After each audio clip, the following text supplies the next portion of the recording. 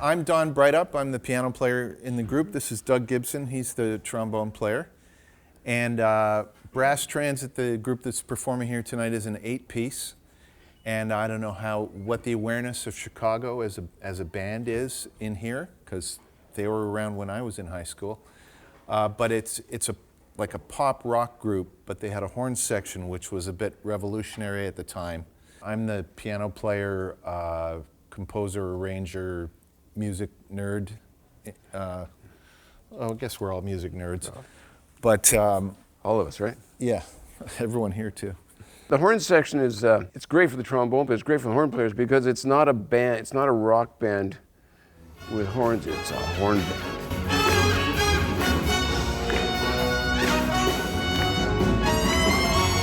The trombone is really out front in the mix, which is rare because usually trumpet carries it and then the other guy's underneath. But so it's kind of fun for me because it's little trombone dominant.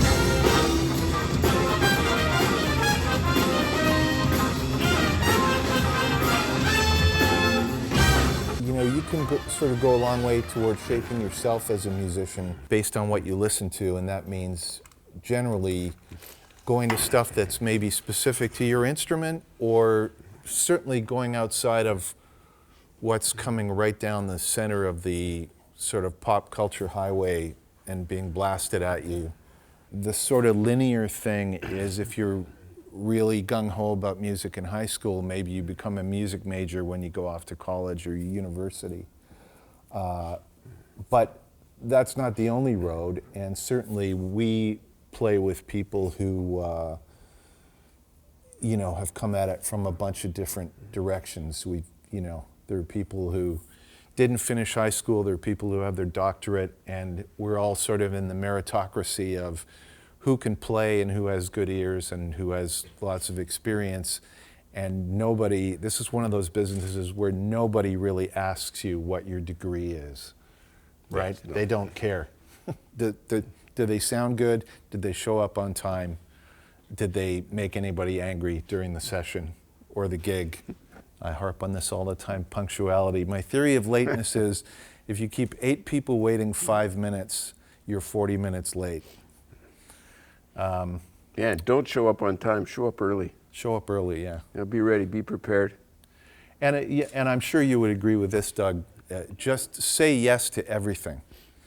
Whether you think you're qualified for it or not. The first time I got a TV scoring gig, it just sort of came up organically out of a conversation, and they said, would you be able to do this? And I said, yeah, absolutely. But also take ownership of your development too. Like, it's sort of up to you whether you're getting better or not. My parents' friends would say, oh, you're in music, well, what's your plan B? And I would say, this is plan B. The astronaut thing didn't work out. Didn't pan out. Yeah, so. But people ask you all the time, like I said earlier, oh, you're trombone, well, what do you do for a living? They never take it too seriously, where they said, well, I'm a basketball player. They go, oh, cool. So music's always sort of had that like it's your hobby. Yes, good luck with that, Yeah. What's your favorite part about performing? In this band, my favorite part is that the audience loves it so much. And I'm serious, I'm just humbled by that every time. I go, wow, they're digging what I'm doing. I'm just trying to do my best, totally. That's all. I'm up there trying to have fun. But that blows me away every time. It's this great songbook, I just love it. Yeah, and you can't underestimate the feeling, and maybe some of you guys had that last night while you were performing, that it's the audience and the performers, it's a two-way thing. Oh, yeah. And it's, you can't measure it with any kind of meter, but there is a thing going back and forth between the audience and the performers that, when it's there, boy, do you feel it. And those are the really great, unforgettable big nights, is when you just feel like there's this palpable communication going back and forth. It's a two-way thing. It's great. And we always have a little meet and greet afterwards. And it's just fun to go out and meet people, and their energy is so great because they've had such a wonderful time. And that, to me, is like, wow. Yeah, and they all have a story like Yeah. What specific trombone player do you think you've modeled your playing after the most, or listened to the most? Wow, that's it. That's a great question. I listened to a bunch of different guys over time. I remember like being a big J.J. Johnson fan, you know.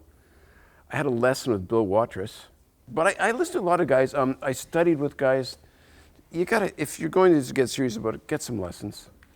You know, and just not that what they do is perfect, but it just gives you a maybe, like something to maybe do and try and see how it goes. It's a different world now than when we started out, but just go out and get some things. If you, what do you play? Trombone. Nice. Just listen to trombone players, but go out and take a few lessons with different people. Yeah, and you're heading towards something that we should have already addressed, which is just versatility. Yeah, big time. You know, do more than one thing. And if you're going to be really narrow, be really good at it. Yeah, you have to. You know. But from my time in LA, everybody's a specialist. Yes. But in a slightly smaller city, I mean, Toronto, I don't know what the metropolitan area is, probably 6 million people or something now, but you have to have a side hustle and then a side hustle on that hustle. And, just to sort of, if you actually want to hang your hat out and say, yes, I'm a musician, I'm full-time, I don't have a day job, I'm making a living off music, you have to be able to be an assistant engineer or throw in a background vocal or write out the guitar chart or any number of little skills like that.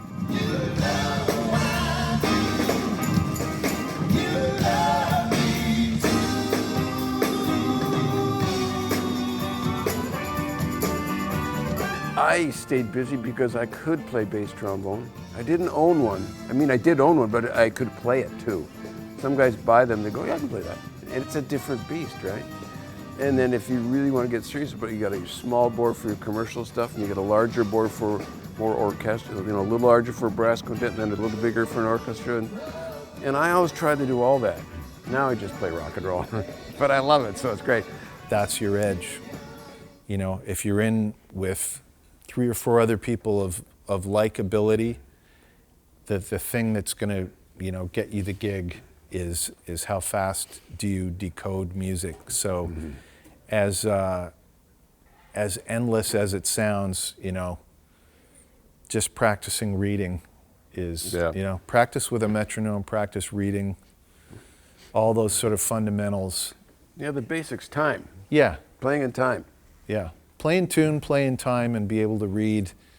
The rest is gravy. That's why you got to practice. And it's not like you stop practicing. Maybe be maintenance. So this gig for me is such a hard blow, demanding. If I can't miss a day. I don't have a day off. Yeah. I'm pounding. Or I get out on stage and going, oh man, I wish I would have been at it a bit more, and I sure hope they don't notice. Yeah, so you guys play the tough horn. What they tell beginning arrangers is keep all the instruments on the staff, and that way everybody's comfortable playing whatever you wrote. You're not challenging anyone at the extreme edges of the register of their instrument.